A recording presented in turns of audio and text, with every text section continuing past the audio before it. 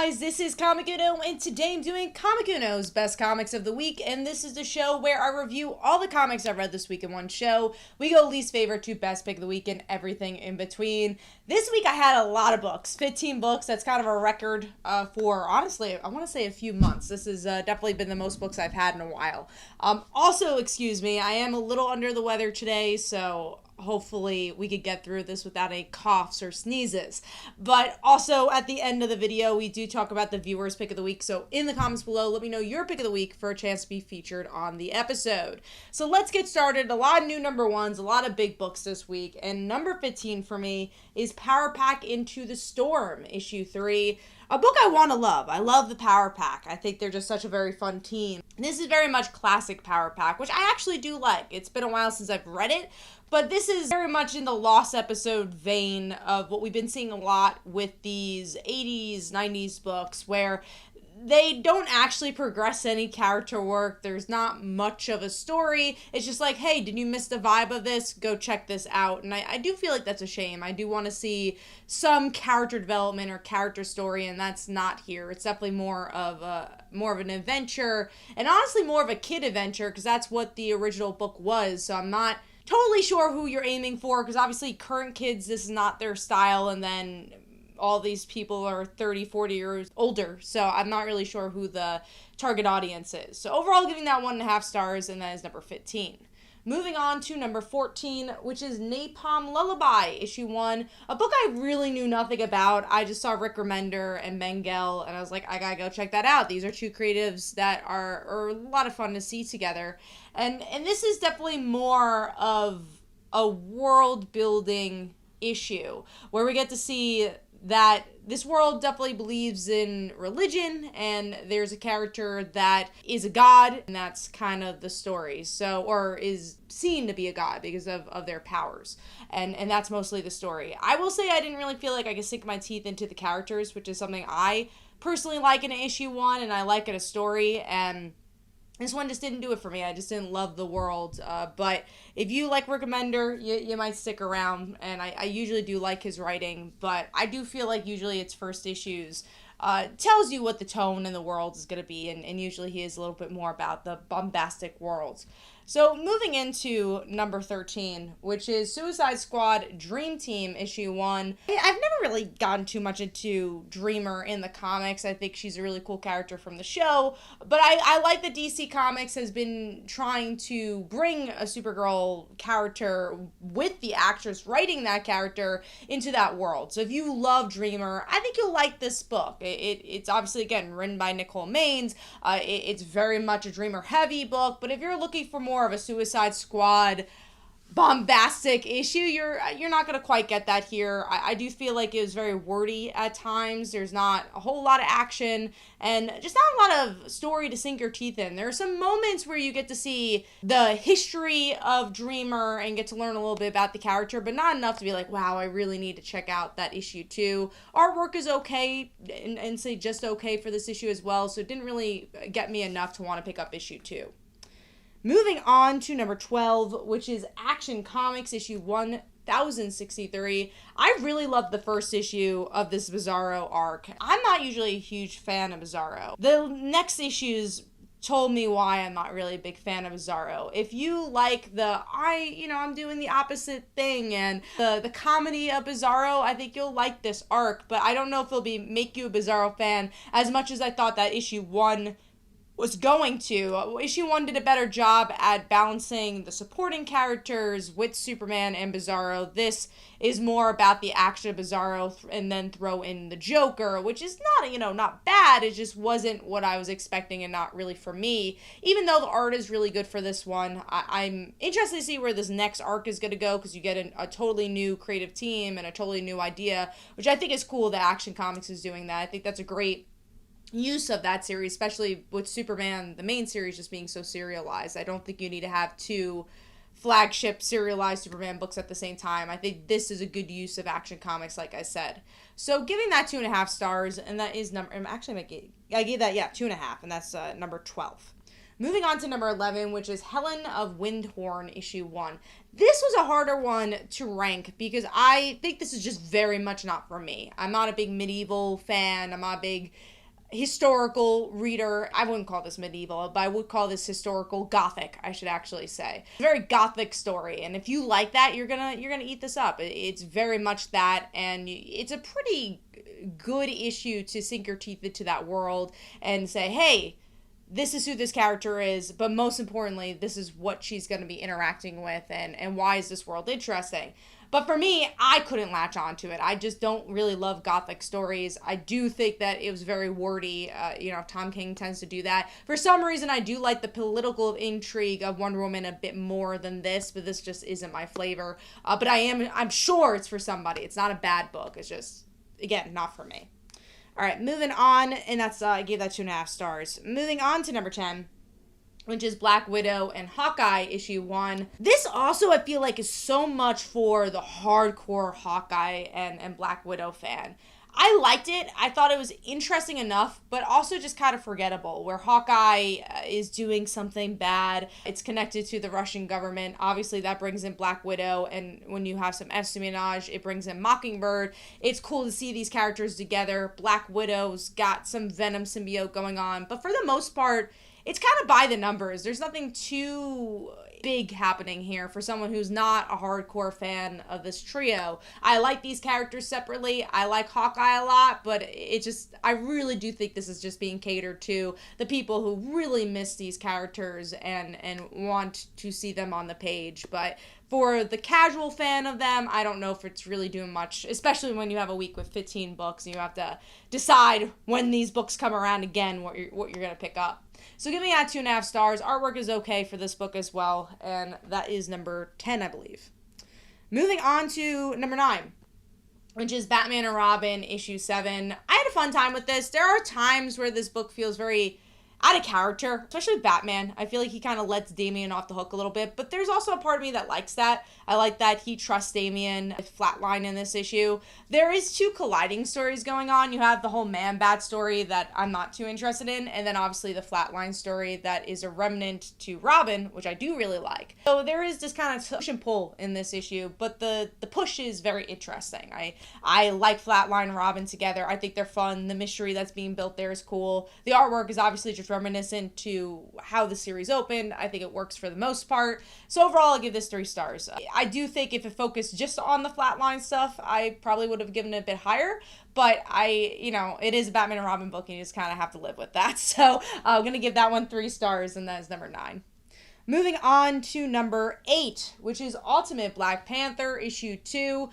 Also a book I'm kind of torn on, because I'm not a huge Black Panther comic fan. I really do like the movies. It's my favorite in the MCU franchise. But as a comic reader, I just never been able to get into Black Panther, and maybe because I just didn't really grow up with the character, I'm not sure. And this issue kind of continues to prove that if you're a Black Panther fan, it's a lot of fun. Like, I love seeing Storm in the end. I thought that was a cool vibe. But as someone who wants to dig their teeth in a little deeper, I don't know if this does that. I don't know if it's like, wow, I've been missing out on Black Panther. I need to read more. I think the movies do a little bit of a better job at that. Artwork is good. I still want to give this a shot, but every issue I'm just like, I want to be more wowed than I am. So overall, giving that, I believe 3 stars I gave that, and that is number 8. Moving on to number 7. A little disappointing to see this a little lower, and that's Spider-Gwen Smash issue 4. I do think this issue, because it was released after the one-shot, was lower because of that. Because it really almost feels like a filler. Because most of the story of them, MJ and Gwen in particular, interacting, and their conclusion happens in that last issue. But even that last issue, with the regard to what happens here, feels a little rushed. Where I'm like, wow, there's so much meat here, and so much things to explore between these 2 characters, and you just kind of leave it off on a cliffhanger. And again, that's not the fault of the book. It's just the fault of where this character has to go editorial-wise, because it's got to go to 616. But I find that character work so interesting, and I wish there was more time to do the angst of MJ, see where this relationship goes, because they definitely build it up in the end and say, hey, maybe we could have tried something out, which I thought was an interesting ending. But yeah, they're just trying to squeeze too much in this issue, and I wish there was just more room to breathe, because I genuinely think there's a really, really cool story here. Overall, giving this 3 stars, and that is number 7. Moving on to number 6, which is I Heart Skull Crusher, issue 1, which honestly is just a really fun kind of manga-style sports book, which I enjoyed. I had a good time with it. I like the spunk of the main character, where she just wants to join this team. She's talking to her dead parents that are skulls. The team that they're creating is pretty fun as well. Did it blow me away? No. I obviously, let's see as issues go on. I don't know if it was one of those premieres, but I like the world, and I think they introduced us to the character just enough, and it does, again, have this reminiscent anime feel. It also does feel like it's just for a different audience. Maybe it's not for your average Wednesday warrior, but I do think this could definitely do well in trade and kind of hit a YA webtoon audience. So I liked it. It gave me enough to want to read issue 2, so I'm going to give that 3.5 stars. And again, the art style is very reminiscent of that anime feel as well. Moving on to number 5, I do think this is going to be higher on a lot more people's lists, but as someone who's not a fan of the franchise originally, but been really liking this comic, Transformers issue 6. I like this book a lot, and this was a harder week because there were a lot of books that came out and a lot of solid books that came out, especially in the top 5. And with this issue, the only reason I kind of bring it down a little bit is because the action, there's a lot of it, and sometimes you kind of miss the big points. Like, I wanted those to breathe a little bit more, where we get to see the main character's father sacrifice himself. Kind of happens a bit quickly in this issue, but it is a heart-wrenching moment that you know is gonna play a bigger part as issues go on. And the big question, so the question I wanted to ask on this video, and it's the title of the video, who's doing it better, Do a Powerbomb or Transformers? Because I do think that's a harder, as someone who never really got into Transformers, for me it was Do a Powerbomb, because there are still times here where I was like, oh, I don't know who this, I don't even know what his name is, Jump or something. There's times where I do feel a little out of it, but with Do a Powerbomb, you never felt that, because it's a new reader friendly. I do think the things that hit hard hit a little harder because it has a little bit more time to do so. So for me, even as someone who's not a wrestling fan, like, I like wrestling, I appreciate it, but it's not like I'm watching WWE every week. I'm sure there's another franchise I don't know of that's actually on for wrestling. But I think what Daniel Warren Johnson does a great job is still putting you into a world that you might not completely be invested in. And I love that. It's like kind of watching a documentary where it's like, that's the point of the documentary. You want to sink your teeth into maybe the world of skateboarding, even though you're not a skateboarder. And I think Daniel Warren Johnson does a great job with that. But if I had to compare the two, I would say Do a Powerbomb for me was more of like, oh my god, this is the best book on stands. But Transformers is pretty close. It's like the top 5 on stands for me.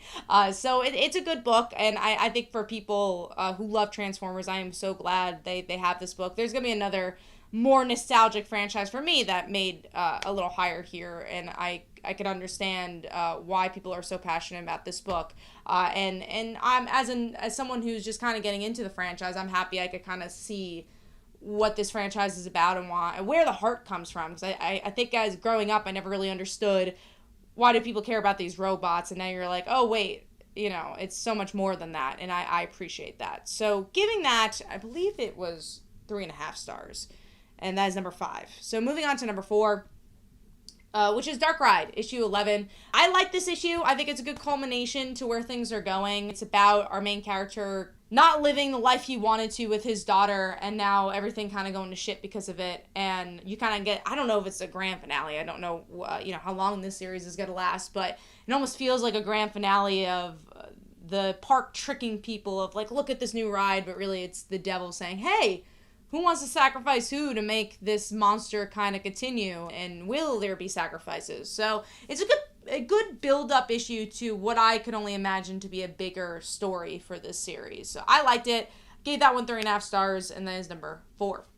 Moving on to number 3, I'm happy to see this so high, and I think you guys will be surprised to see it, and that is The Amazing Spider-Man issue 45. It's the next arc after Gang War, which I was like, where is this going, right? It's just like, you had Gang War, you're building up to it, what stories are kind of left? And I actually really like the remnants here, where it's about Aunt Anna or Ann, I think it's Anna, which is MJ's aunt. She had dementia, and she had some sort of serum going on that made her even more aggressive, and we get to see her hanging out in Ravencroft and making friends with all these villains, which was a lot of fun, all while you get a little bit of Spider-Man and Jackpot and how they feel about each other, especially Jackpot being a hero, just them kind of teaming up a little bit, but mostly as just as humans and civilians, which I liked. And then get a little bit more progression with Norman Osborn. You get some villains in the end. It just felt like classic Spider-Man to me, and the artwork was a big improvement.